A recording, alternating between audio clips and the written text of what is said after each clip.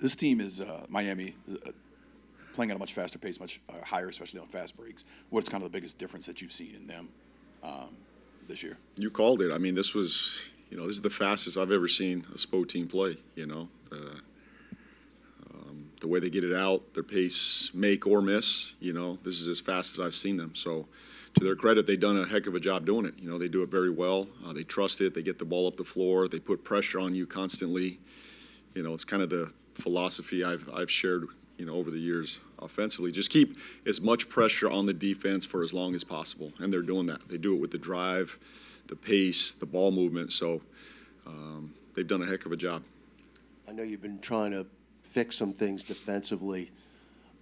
What's at the top of your list? Transition defense, right? It's that's where it starts for us, number one. And so the things we've struggled at, we're going to get tested at all three levels tonight. So it starts in transition. Can we get back, set our defense, stay in front of the ball, get the ball under control, get the paint under control, not give them that, number one. Secondly, drives, like just literally staying in front of the ball. One-on-one, pride, defense. Can you catch a drive? Can you stay in front of the ball? Obviously, you're going to get beat some tonight. It's just part of basketball. Every team that the Heat or any team that plays in the NBA, you're going to get beat sometimes. So you need that secondary help, the swarm, the paint mentality as well to go make a play at the rim. And then the third level, they have two of the best rebounding bigs in the game. So rebounding the basketball.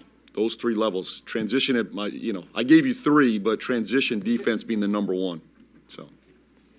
Coach, you just touched on there with defense, but with you having some younger guys getting heavy minutes on here, how do you deal with that paradox of having to, having higher expectations against a team that's... Well, you have to have a standard, but these are young guys. They just have to go through it.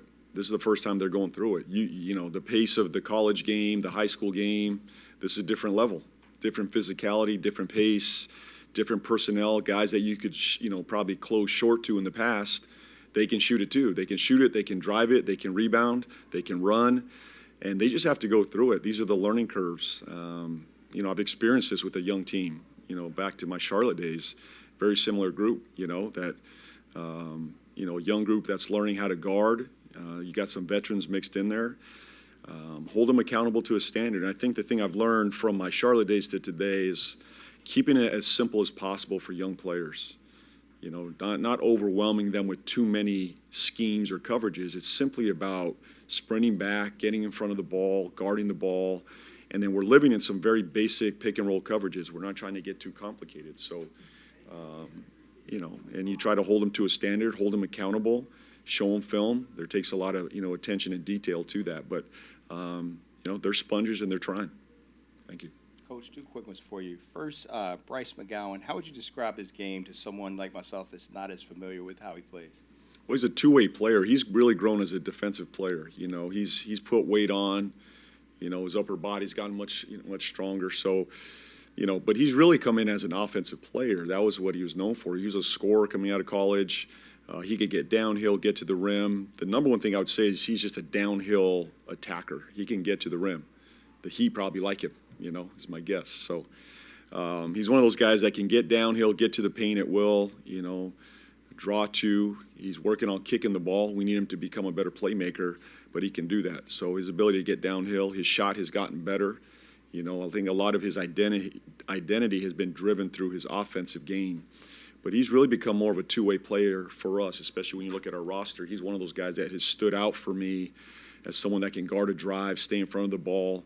We put him on some of the better players. With Herb Jones, being out, he's had to guard, some of the better players that we go against. So, and I love his curiosity. He's a great kid. He's a sponge. He's only getting better. Second question is looking at your roster, looking at DeAndre Jordan. I'm curious, what kind of role was he playing? Is he playing that Udonis has him later in his career role where he's showing people how to be pros? Or I just talked to him. I think we should add doctor to his name, Dr. Jordan. He's a psychologist, psychiatrist, mentor, friend, coach, player.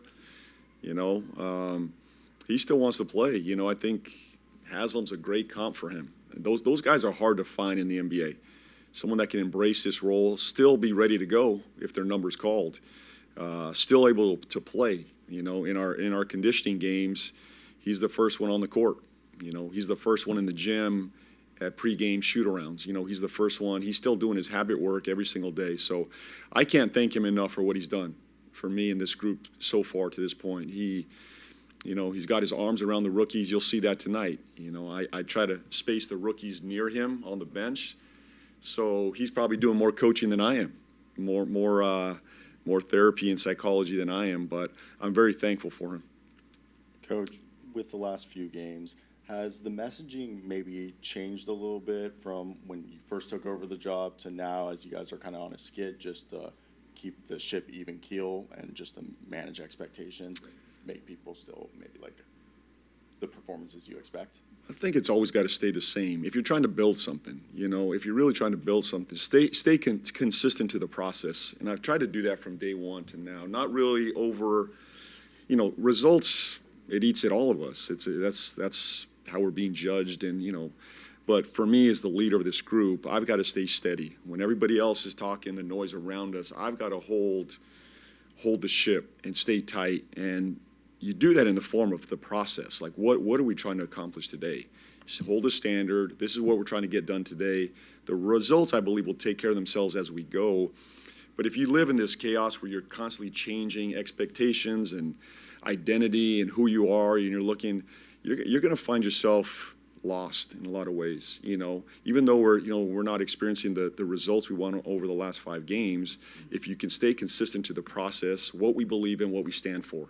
And I'm trying to keep that as simple as possible with these guys. You know, how we get better defensively, what's that identity, offensively stay true to who we are, trust each other, and get back the next day, win or lose tonight, tomorrow morning, be the same coach, same leader, same process, same identity going into tomorrow.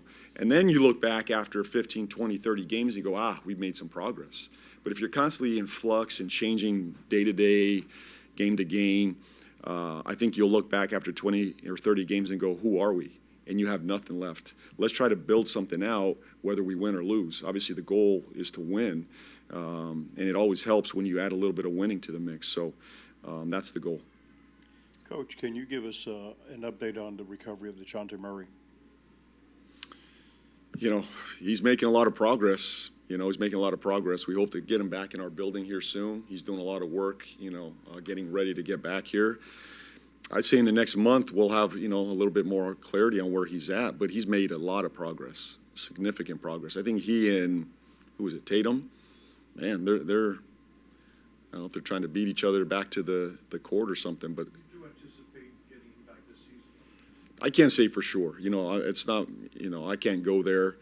We just don't know until we see him live on the court. That would be the goal, but I can't say for sure. We'll just have to see once he's back in our building, once we get our eyes on him, once he gets on the court. And then it's going to be a collective decision. What's best for DeJounte moving forward, and we'll make that collectively.